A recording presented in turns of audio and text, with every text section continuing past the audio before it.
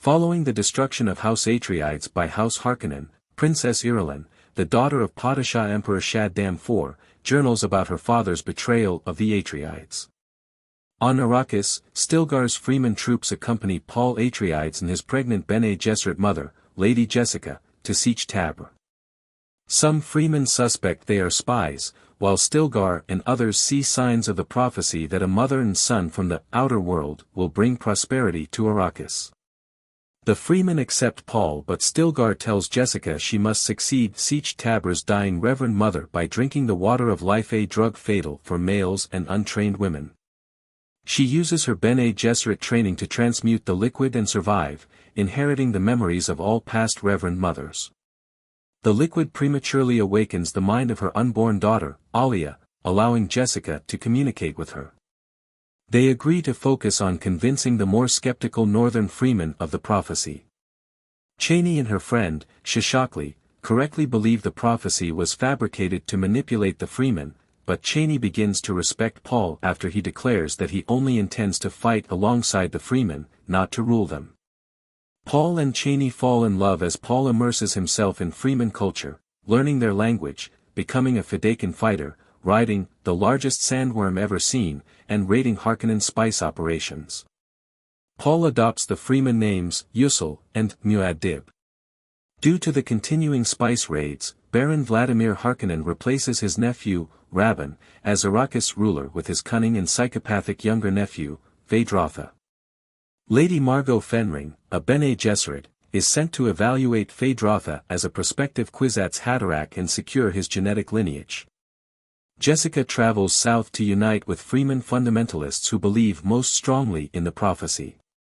Paul remains in the north, fearful that his visions of an apocalyptic holy war will come to pass if he goes south as a messiah. During a raid on a smuggler spice harvester, Paul reunites with Gurney Halleck, who leads Paul to the hidden atomic warhead stockpile of House Atreides. Phaedrotha unleashes a devastating attack on the northern freemen, destroying Sietch Tabr, burning Shishakli alive, and forcing Paul and the survivors to journey south. Upon arrival, Paul drinks the water of life and falls into a coma. This angers Chani, but Jessica compels her to mix her tears with the liquid, which awakens Paul. Now possessing a partial clairvoyance across space and time, Paul sees an adult Alia on water-filled Arrakis. He also sees a singular path to victory among all possible futures, and that Jessica is Baron Harkonnen's daughter. Paul meets with the Southern Freeman War Council, galvanizing Stilgar and the crowd by demonstrating his ability to discern their deepest thoughts.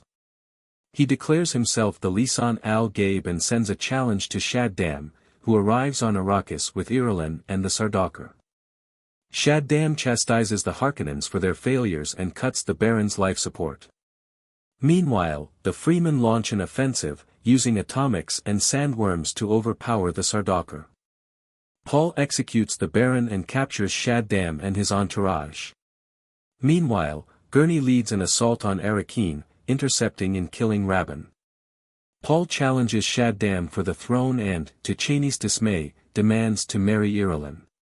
Previously summoned by the Baron, the great houses arrive in orbit, ready to invade the planet, but Paul threatens to destroy the spice fields with atomic weapons if they intervene.